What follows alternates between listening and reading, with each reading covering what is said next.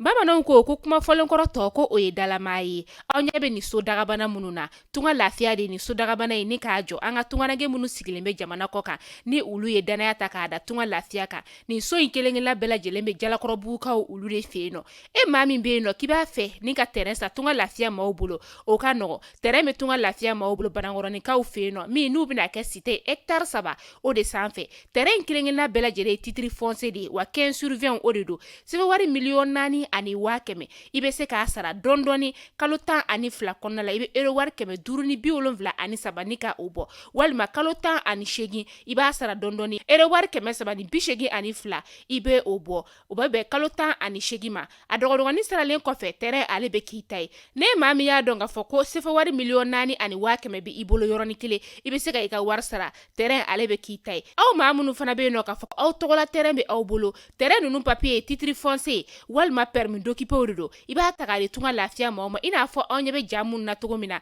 u b'a jɔ ni ka a d'i ma ka sɔrɔ i ma tɔɔrɔ o tuma la tunganage minnu sigilen bɛ jamana kɔ kan tunga lafiya nana aw lafiyali o de kama walasa sojɔko la aw kana degun sɔrɔ cogoya min na ne mɔgɔ min bɛ fɛ ka kunnafoni wɛrɛ sɔrɔ sa o tuma la an wele an ka numéro WhatsApp kan 00336 41 94 03 80 walima 00223 72 18 42 47 tunga lafiya maliyɛnden minnu sigilen bɛ jamana kɔ kan u bɛɛ lajɛlen kelen-kelenna bɛ se ka u ninkanso sɔrɔ ba maliba ale kɔnɔna la cogoya min na.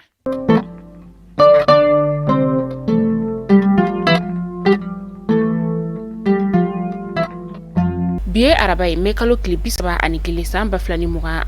an bɛ aw bɛɛ lajɛlen fo aw ka wagati o cogoya la kunnafoni min bɔ sigi ka makɔnɔ tɛnɛ fo ka taga se juma Mali kunnafoni.net ale jabaranin sanfɛ ni y'o waati selen a y'aw bisimila.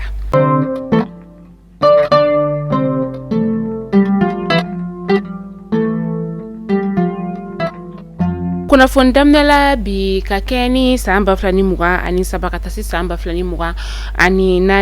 samiya koɲɛw olu masa an ka sɛnɛkɛlaw olu y'a yira k'a fɔ k'u bila balo tɔni 10,10 ani muruburu 9 ni ka o de sɛnɛ ɲina ka kɛ ni 100 ni san tɔw kɔni ta ye sa o dafara de bɛna don olu ni ɲɔgɔn cɛ nin kunnafoniya in yɛrɛ kɔni fɔra an ka minisiri bɛ yen nɔ ni ale ɲɛsinnen bɛ sɛnɛ koɲɛw olu ma. An bɛ taa Segu n'an taara Segu an bɛ taa Farako sous-préfet ni o ye Ali Sise min ni ale jɛsora a bɛ san 4 bɔ an bɛ don min na i n'a fɔ sisan nɔ a kɔni labilala a jɛsobaw olu fɛ kunun mɛ kalo tile 30 san 2023 maa minnu tun kɛlen don ni k'a minɛ sa kɔrɔgɛrɛn diinɛ tigilama olu fɛ olu tɔgɔ de tun ye ko Jinima o maa de tun kɛlen don k'a minɛ Kolokanikaw fɛ yen nɔ Kolokani ale bɛ Kulukoro o mara la nin kunnafoniya ale sɔrɔlen kɔfɛ a yirala k'a fɔ ko préfet yɛrɛ kɔni ale bɛ an ka faba o kɔnɔna la yan nɔ hakilila jiginna kabini san 2019 décembre kalo tile 13 ni cɛba in yɛrɛ kɔni ale jasora maa marafɛntigi 4 fɛ n'olu kɔni tun bɛ bolimafɛn sen fila la n'u suguya ma ladɔn olu kɔni de y'a jaso k'a to a ka so yɛrɛ o kɔnɔna la. Tɛnɛndon mɛ kalo tile 29 Sal Awa Kamisogo ale kɔnɔna la CICB la yen nɔ sa kunnafonidilaw olu welela ni ka ɲɛfɔli k'u ye biennale artistique min ni ale ka kan ka kɛ juillet kalo tile 6 ka taa kuncɛ a tile 16 la Moptikaw olu fɛ yen nɔ nin baara in yɛrɛ bɛɛ lajɛlen kɔni ɲɛmaya kun bɛ minisiri bɛ yen nɔ ni ale ɲɛsinnen bɛ an ka seko ani dɔnko koɲɛw ma. An ka cɛmancɛ fanga jamana marabaw kɔni bɛ ka ko sugu bɛɛ lajɛlen kɛ walasa an ka usine minnu bɛ yen nɔ ni olu jɔlen don ni wagati in na olu ka se ka labaara o dɔ de ye usine bɛ yen nɔ ni ale bɛ an ka finiw dilan ka taa se an ka fura dilan usine ma don n'a nataw la olu usine kɔni bɛna baara ni ka o daminɛ.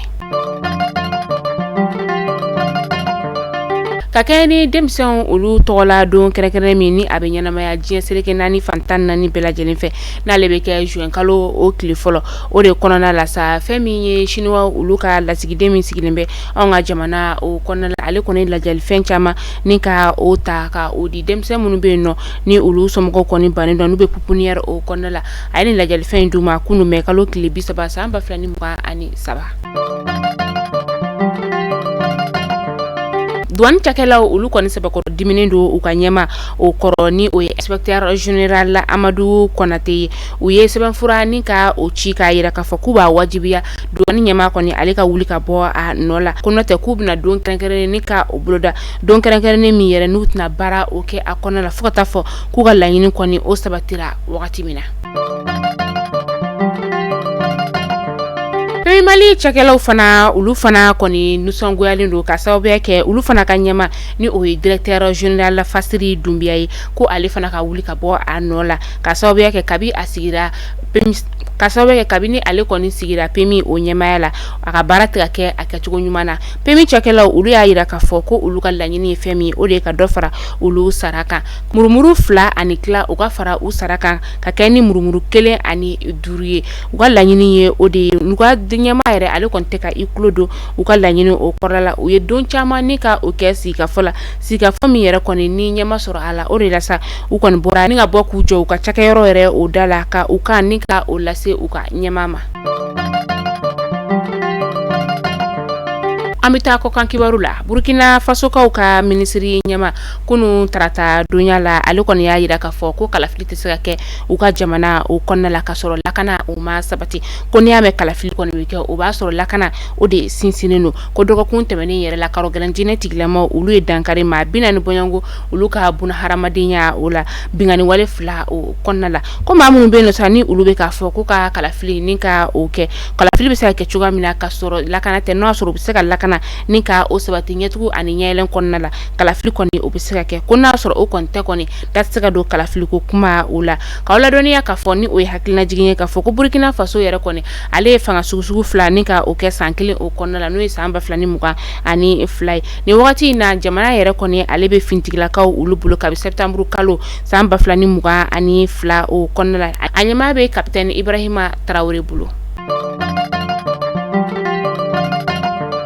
Ka kunnafoni datuguni Senegal jamana o kɔnɔna ye u ka fanga sɛnɛmatɔn maa min bɛ yen nɔ ni o ye Ousmane Sonko ye Ousmane Sonko ale y'a yira k'a fɔ ko nin wagati in na ale kɔni bɛ jagoya minɛli o de kɔnɔna la kabini kari tɛmɛnen o de la a ye welewelemada ni ka o lase a ka dɛmɛbaaw olu ma k'a yir'u la k'a fɔ k'u bɛɛ lajɛlen ka bɔ ka u ka nisɔngoya ni ka o yira u ka jamana ɲɛmaa ale juguya la ni o ye Macky Sall ye. Mali kunnafoni jabarani la jabaw aw kulo garsɛgɛ kɛra ni kunnafoni damana de bi ni k'a da aw kulo kan an se ka kunnafoni k'ale datugu ka sɔrɔ tunga lafiya ma olu minnu y'an ka kunnafoni ale jukɔrɔma dondo ba ye olu ka kunnafoni minnu b'an bolo kɔrɔ ka olu da aw kulo kan ni wagati in na tunga lafiya ko k'a da ka client bɛɛ lajɛlen kulo kan ko fɛn min ye tontini ye sa o kɔni san 2023 ta o datugura maa min bɛ yen nɔ i bɛ fɛ ka i sen don tunga lafiya ka tɔn na san 2024 kɔnɔna la i bɛ se ka weleli kɛ ni ka i tɔgɔ o sɛbɛn e de bɛ fɛ ka i sen don tunga lafiya ka tɔn na Villa Simple no o ye F4 ye kalo kalo i bɛ euro wari 580 ni ka o de sara san kuru kɛra o bɛ bɛn kalo kalo i bɛ euro wari 580 ni ka o de sara o bɛɛ lajɛlen bɛ bɛn $26,000 o de ma o ye Villa Simple F4 ye fɛn min ye étage ye sa kalo kalo i bɛ 780 € ni ka o de sara ni o ye euro wari 780 o bɛ $42,000 o de ma ni maa min bɛ fɛ k'a ɲɛdɔn sa tontini ale bɛ kɛ cogoya min na i b'an wele an ka nɛgɛjuru sira la 72 18 42 47 walasa ka se ka kunnafoni caman ni ka o sɔrɔ o tɛmɛnen kɔfɛ fana terrain tɛ e maa min fana bolo ni bɛ fɛ ka terrain ni ka o sɔrɔ terrain bɛ tunga lafiya maaw bolo Banakɔrɔnikaw olu fɛ yen nɔ terrain kelen la bɛɛ lajɛlen titre foncier 15/20 sɛbɛn wari $4,100,000 i bɛ se ka a dɔgɔdɔgɔnin sara san 1 o kɔnɔna la i bɛ euro wari 572 ni ka o bɔ walima kalo 18 kɔnɔna la euro wari 382 i bɛ o sara ni kila waati min na i ka terrain sara la terrain papier ale bɛ kɛ i ta ye aw k'an bɛn donna nataw la kunnafoni kuraw olu kɛnɛ kan.